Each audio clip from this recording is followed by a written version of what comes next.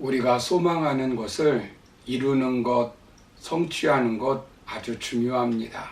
사업에 성공하고 열심히 준비하여 원하는 회사에 취직하는 것, 원하는 대학에 들어가는 것 아주 중요합니다.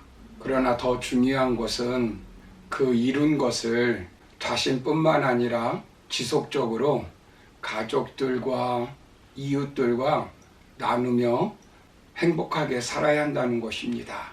오늘 본문에 보시면 하나님께서는 여호수아에게 요단강을 건넌 후에 그것을 이루는 것으로 마치기를 원하지 않았습니다. 계속적으로 성취하고 이루며 행복하게 살기를 원하셨습니다. 그래서 여호수아를 통해서 하나님께서 말씀해 주시고 있습니다. 그렇다면 우리가 이룬 것을 지속적으로 누리려면 어떻게 해야 될까요? 먼저는 하나님을 경외하는 환경을 만들어야 되고, 두 번째는 하나님께 선택받은 자녀가 되었다는 자아 개념을 갖고 살아야 한다라고 지난 시간에 말씀드렸습니다. 오늘 마지막 하나 더 살펴볼 것은 성과를 누릴 수 있는 지속적인 은혜를 받아야 합니다. 할례 의식을 마치고 이스라엘 백성들은 무엇을 합니까? 5장 10절 이하를 보시면 유월절을 지킵니다. 감격적인 날이었을 것입니다. 애굽에서 탈출한 후 그 이듬해에 시내 광야에서 지킨 후에 40년 만에 처음 지키는 절기입니다. 유월절이란 무엇입니까? 이스라엘 백성들이 애굽에서 탈출할 때 하나님께서 이스라엘 백성들의 장자를 재앙으로부터 구출해 주신 것을 기념하기 위해서 제정한 절기입니다. 애굽에 재앙을 내릴 때 마지막 재앙이 이집트 나라의 사람들의 장자가 죽는 것이었습니다. 그런데 어린 양을 잡아 피를 문설주에 바른 가정은 장자가 죽지 않는 것이었습니다. 출애굽기 12장 6절 이하를 보시면 그 유래가 자세히 기록되어 있습니다. 400년 동안 종살이의 종지부를 찍는 날입니다. 이스라엘 민족이 해방된 날입니다. 신약 성경에서는 유월절 어린 양이 예수님이라고 말씀하고 있습니다. 고린도전서 5장 7절을 보시면 너희는 누룩 없는 자인데 새 덩어리가 되기 위하여 묵은 누룩을 내어 버리라. 우리의 유월절 양 곧 그리스도께서 희생이 되셨느니라 라고 말씀합니다. 구약시대 때 유월절 명절 때에 희생당한 수많은 양들의 죽음은 장차 우리들을 구원하실 예수 그리스도의 희생을 상징하는 것입니다. 우리가 유월절 어린 양으로 말미암아 실제적으로 사망에서 생명으로 옮겨지는 것입니다. 저주에서 축복으로, 죄의 몸에서 자유의 몸으로 거듭나는 것입니다. 하나님의 은혜로 이렇게 영생을 얻은 구원받은 삶을 살게 되는 것입니다. 요단강을 건넌 후 이 유월절을 이스라엘 백성들이 지키는 것입니다. 그날 그들이 무엇을 먹었습니까?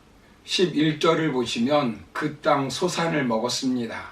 가나안 땅에 이미 가나안 사람들이 심어놓은 보리 수확을 그들이 거두어 햇 곡식을 먹는 것입니다. 자신들이 심어놓은 것이 아닙니다. 이건 역시 하나님의 은혜입니다. 과거 40년 동안 광야에서 만나를 먹은 것도 하나님의 은혜입니다. 이제 40년 동안 먹었던 망나가 그쳤습니다. 만나가 그쳤다고 먹는 문제로 죽지 않습니다. 이미 하나님께서는 그들을 위해서 먹을 것을 준비해 놓으셨습니다. 지속적인 은혜를 베풀어 주신 것입니다. 유월절을 지키고 나갈 때에 무슨 일이 일어났습니까? 본문 13절을 보시면 여호수아가 여리고에 가까이 이르렀을 때에 눈을 들어 본즉 한 사람이 칼을 빼어 손에 들고 마주 서 있는지라. 여호수아가 나아가서 그에게 묻되 너는 우리를 위하느냐 우리의 적들을 위하느냐 하니라고 말씀합니다. 여호수아가 가나안 정복의 첫 관문인 여리고를 정복하기 위해서 이스라엘 군대를 이끌고 여리고에 가까이 왔을 때입니다. 한 사람이 칼을 빼어 손에 들고 마주 서 있는 것입니다. 이때 여호수아가 물었습니다. 우리를 위한 것입니까? 대적을 위한 것입니까? 적이냐 아군이냐는 것입니다. 그때 그 사람은 여호와의 군대 장관이라고 말합니다. 여호와의 사자와 동일한 말입니다. 그래서 칼빈이나 매튜헬리 신학자는 구약에 나타나신 예수 그리스도라고 말하고 있습니다. 여호수아는 알아보고 그 땅에 엎드려 내 주여 종에게 무슨 말씀을 하시려고 하나이까? 라고 질문합니다. 이때 여호와의 군대 장관이 무엇이라고 말합니까? 신을 벗으라. 네가 선 곳은 거룩한 땅이니라 라고 말씀합니다. 여호수아는 하나님의 거룩하신 인재 앞에 신을 벗었습니다. 이것은 무엇을 보여주는 것입니까? 여러 가지 함축적인 의미가 있지만 지휘권, 통솔권을 말합니다.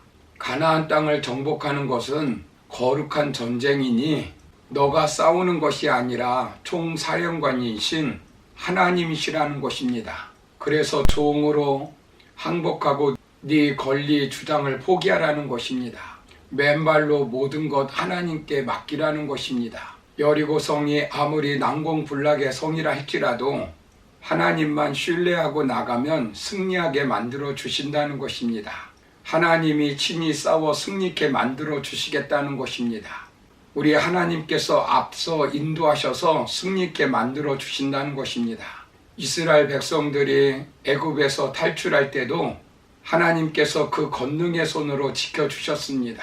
하나님의 천군 천사들이 이스라엘 진영 뒤편에 서서 지키고 계시니 이집트 군대가 이스라엘 진영에 한 발짝도 접근하지 못하였습니다. 하나님께서는 여리고성을 점령하기 전에 이미 여호와의 군사령관을 보내주신 것입니다. 이미 길을 열어 놓으신 것입니다. 마치 고향을 떠나기 전에 아브라함의 길을 하나님께서 찾아오셔서 길을 열어 놓으셨습니다. 하나님께서 씨름꾼으로 야곱에게 찾아오셨습니다. 하나님께서는 모세에게 호렙산에 신실한 구원자로 나타나셨습니다. 다윗에게는 선한 목자로 동행해 주셨습니다. 우리 하나님께서 우리의 인생길을 인도하시는 선한 목자 되신다는 것입니다. 우리 하나님께서 예수 그리스도를 통하여 우리의 구원자 되실 뿐만 아니라 먹는 문제에서도 영적인 문제에서도 은혜를 베풀어 주셔서 지속적으로 요단강의 성취를 누리게 해주시겠다는 것입니다. 주님께서 지속적으로 우리에게 은혜를 베풀어 주시면 염려하고 걱정할 일이 없습니다. 고린도전서 15장 10절에서 사도 바울은 나의 나된 것은 하나님의 은혜로 된 것이니 내게 주신 그의 은혜가 헛되지 아니하여 내가 모든 사도보다 더 많이 수고하였으나 내가 아니요 오직 나와 함께 하신 하나님의 은혜로다 라고 말씀합니다. 사랑하는 성도 여러분, 은혜를 받으면 기쁨이 넘치게 되어 있습니다. 은혜를 받으면 다니엘처럼 나의 능력 밖의 일들을 감당하게 됩니다. 은혜를 받으면 에스더처럼 민족을 살리는 사람이 될 수 있습니다. 은혜를 받으면 다니엘처럼 두려워하지 않고 평안한 가운데서 경건의 삶, 능력의 삶을 살 수 있습니다. 우리는 누림을 쫓지 말고 은혜를 쫓으며 살아야 합니다. 우리가 은혜를 쫓다 보면 크면 큰 대로 작으면 작은 대로 한평생 행복하게 살 수 있습니다.